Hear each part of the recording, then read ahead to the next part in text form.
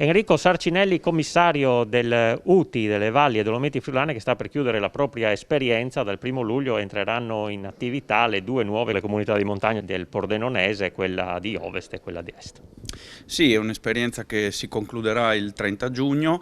La mia attività è quella di commissario che sta seguendo e ha seguito, oltre all'arbitrato, anche la conclusione di diversi procedimenti. Il futuro rappresentato dalle due comunità di montagna, quella cosiddetta Est e quella cosiddetta Ovest, che dovranno adoperarsi non solo per le politiche di area che sono proprie, ma anche per l'offerta di servizi e funzioni ai comuni, soprattutto quelli piccoli, in maniera tale che possa essere supportata la loro già complicata attività amministrativa. Alla fine di un'epoca le UTI vanno definitivamente in pensione. La filosofia, almeno del sottoscritto, è quella di comunque tenere in considerazione gli aspetti positivi, sicuramente prendere atto di molti che non hanno, a mio modo di vedere, assolutamente funzionato e farne tesoro per un futuro per le nostre comunità. C'è stata anche un po' di polemica sulla nascita delle due comunità. Qualcuno avrebbe voluto una comunità di montagna unica. Il suo parere? Il mio parere è stato espresso anche attraverso le nostre delibere consiliari e l'esperienza di queste settimane come commissario e come soggetto che è entrato anche nel comitato esecutivo della futura comunità di montagna è sicuramente quella per un ente di dimensioni più ridotte, più vicino alle esigenze delle nostre cittadinanze. E per quanto riguarda invece i comuni, ecco, che cosa cambia sostanzialmente dall'UTI alla comunità? Allora, i comuni dovranno, e si stanno adoperando anche in questi giorni attraverso le proprie delibere consiliari, delegare una serie di funzioni e servizi che erano completamente appoggiate all'UTI. A mio modo di vedere, ne parlavo anche con l'assessore Roberti, evidentemente anche una filosofia interna ai comuni deve cambiare per una prospettiva di efficienza ed efficacia. Un tempo c'erano le comunità di montagna, ci sono sempre state, forse non erano funzionate, forse sì, e poi c'è stato il passaggio all'UTI.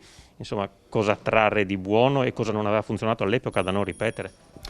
Evidentemente è una gestione che per alcuni aspetti può essere stata sinceramente caotica. In questo caso noi dobbiamo far tesoro di quello che c'è stato per arrivare a ottimizzare l'azione amministrativa rispetto a funzioni che non possono non presupporre, cito una funzione su tutte, dal percorso di digitalizzazione e transizione digitale, per citare un esempio. Quindi sì, servizio personale ai cittadini, soprattutto nei comuni di montagna, ma anche all'interno delle amministrazioni un percorso che veda la transizione digitale come un'opportunità e non come un peso. Dal 1° luglio si parte, ecco, quali sono le novità e soprattutto le differenze con il passaggio dall'UTI?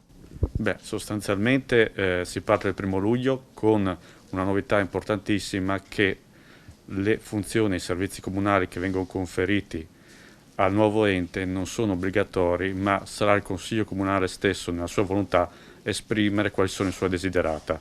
Per cui sostanzialmente le potenzialità che il Comune può esprimere di conferimento sono ampie, ma la volontà è rispettata. I cittadini sanno che non diventano più colonie di un ente più grande, ma semplicemente possono usufruire le potenzialità della nuova struttura. Che cosa tenere e che cosa buttare dall'esperienza delle UTI?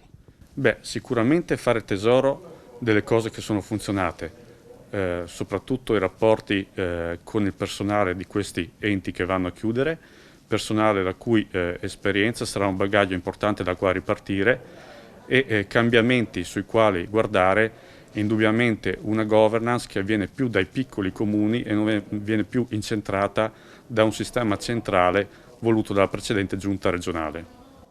Per quanto riguarda invece i servizi ai cittadini?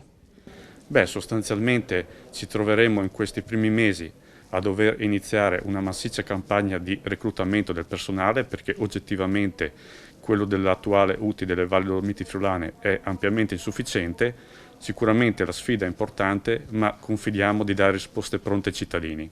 C'è stata un po' di polemica per la creazione di queste due comunità di montagna, qualcuno ne voleva una sola, per qualcuno addirittura forse ne serviva più di una, ecco, insomma c'è stata un po' di battaglia, un po' di bagarre, insomma la sua opinione su questo? Beh, 2/3 dei sindaci si sono espressi per 2 comunità di montagna, in un contesto di democrazia che la Regione ha sempre sponsorizzato su questo argomento. Io credo che ci sia stata grande volontà di ascolto da parte del legislatore e verso questa direzione si è andati.